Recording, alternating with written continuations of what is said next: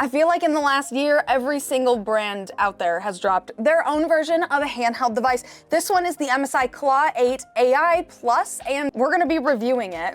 I'm just gonna be straight up and honest with y'all, I've already used this. Because what's the point in like unboxing this and being like, here's this cool device, if I've never even used it before? So I've used this, here it is. I have tried a lot of different handhelds on the market. One of the ones I've never tried before though is the Steam Deck, believe it or not, and that's like the OG. The last one I did a video on was the Xbox ROG Ally X. I have my D-brand kill switch cover on it, so here's that. This D-brand case for this handheld is absolutely sick. It comes with a stand because these freaking handhelds don't stand up, and it annoys me. This is like the one gripe I have about handhelds, but this D-brand case has a stand, making this legit. But yes, I did do a review on this device. If you haven't already seen it, make sure to go check it out. It was like when it first dropped, and I actually really love this handheld. This one might be my favorite out of all of them that I've tried. Back to the MSI Claw 8 AI Plus.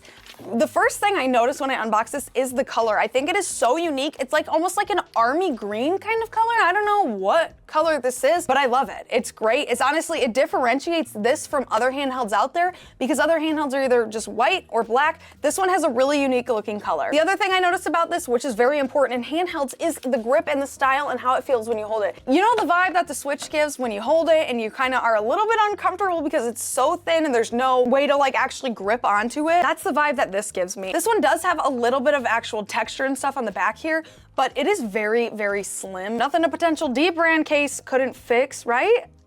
But those were my first initial out of the box look at this thing. Now actually taking a look at the external of this device, it looks really, really cool. It has that classic MSI logo on the back. We have absolutely nothing on the bottom. And on the top, we have the actual Claw logo in the middle, the actual headphone port, the volume buttons, 2 Thunderbolt 5 ports. What is this? A micro SD port and the actual power button. We also have your typical right bumper, right trigger, same with the left side, and these 2 little paddle buttons on the back. Honestly, just like every handheld on the market, they each have their own different look. This one definitely has its own look, and I accidentally turned it on, so I guess we're just moving into the internals.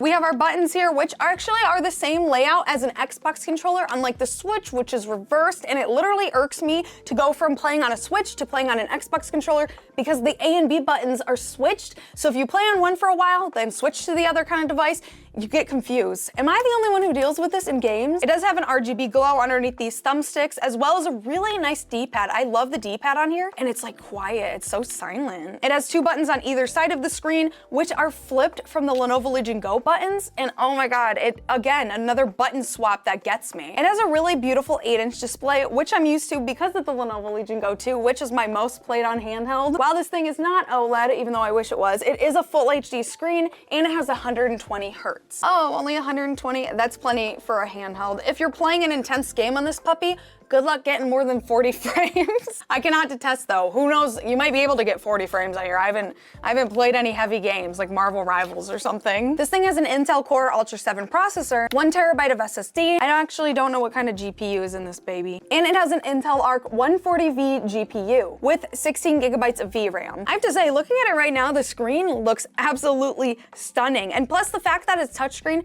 just makes this better than any other device that's not touchscreen, because that's what matters to me. It has an 80-watt battery in it, which, I mean, I guess I kind of got that feel. I didn't really play an intense game to like run the battery really heavy, but from what I gathered playing this for about an hour and a half, it has a very good battery life. I love a good 80-watt battery. And also, this device is like pretty heavy. It's not as heavy as the Lenovo Legion Go, and it's definitely lighter than the Xbox ROG Ally X. Hello, sorry for the bad audio. I'm editing this right now, and I'm like, wait a minute, let me look this up, right?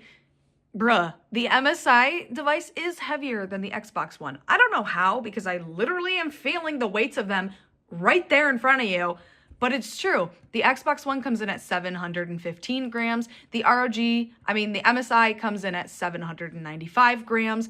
So we're talking about, 0.3 pounds here or something like that. But the MSI one is in fact heavier. I don't know how, and I disagree with that, but I don't make the rules, so. Is it Xbox ROG Ally X or the ROG Xbox Ally X? I can't remember. Embarrassing. But it is still pretty heavy. I mean, all of these devices are heavy now. That's not even a thing anymore. Lightweight handheld doesn't exist. I mean, if you think about it, you cannot pack power, battery life, and good performance and lightweight all into one device. realistically, that's never gonna happen again. So if you're looking for a lightweight device, those don't exist anymore. Something I also want to mention is the Thunderbolt 5 ports. I'm not gonna lie, I didn't know what Thunderbolt 5 was until a couple weeks ago, and essentially it allows you to plug in like a monitor to this thing. I'm pretty sure you can plug in like a 4K monitor here and still get like 120 Hertz or something. I think Thunderbolt 5 is my new favorite kind of port. What's yours? I also want to say this device did game beautifully. It held up really well. I didn't have a single issue with lag or even any kind of thermal throttling or anything like that. So yeah, that's a win in my book. So this device does actually come with MSI software on here, and in it you can change basically everything about this device. For instance, one thing that caught my attention is the ability to change your actual control mode. You can change it from being in gamepad mode to desktop mode, going essentially from controller to desktop, which is really nice. You can also pull up these settings by clicking the bottom button on the right side of the controller, and you can view all of the different settings. But there is one little thing that I've noticed, and I don't know if it's just me or like what, but if you try to scroll down all the way on the MSI quick settings, it's like missing a row. It's not like long enough, and it doesn't let you scroll down to like see what the actual buttons are there. Do you see what I mean? I don't know if that's just a me thing or what, but I thought that was strange.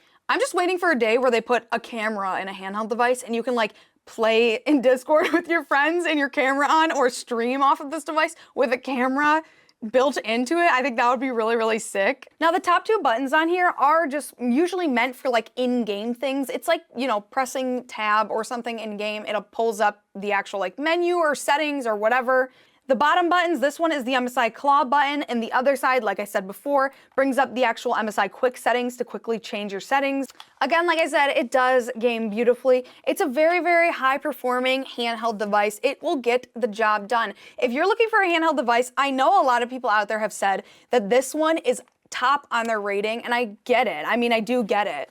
It is thin and decently lightweight, more lightweight than a lot of the other handhelds are out there. It packs a good battery, you can get good performance, you can run your favorite games on here. And I'm pretty sure, I don't know how much this thing is, but I'm pretty sure it's a lot. Two other things on the top of this device I missed earlier is one, it has a fingerprint sensor, so you can unlock this with your fingerprint. I usually just either one, don't put a password, don't tell anyone, or I just manually type in a password since it's touchscreen, because putting your finger up here to unlock it is just a little bit awkward, and it's kind of like, oh, let me just, yep, unlocked. Maybe this is just a me thing, but that's just kind of how it feels for me. Another thing at the top I missed earlier is the micro SD reader. I mean, I mentioned it, but essentially what this does, if you don't know, is it allows you to add in more storage to your device. If you pop in a micro SD card, you can essentially add more storage, and you can pop it out, put it in another device, and you can move your games and storage to your different devices. This thing weighs in at about 795 grams. Oh, and I just looked it up. The color of this is called Sandstorm, and I love it. I think it's amazing.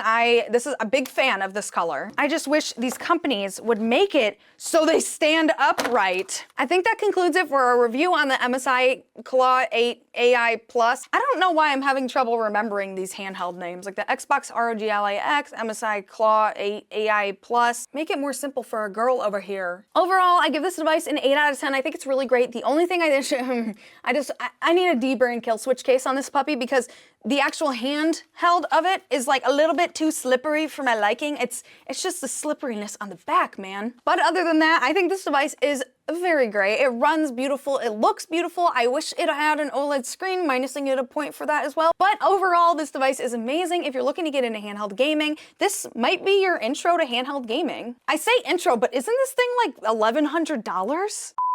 And if you're new here, my name is Lindseyszn. I make tech videos on the internet, and I review handhelds apparently, since that's what I've been doing. I need to do more content on YouTube. But as always, be sure to subscribe to me, and don't forget to follow my other socials for more fun tech content. I look forward to seeing you guys in the next one. Bye!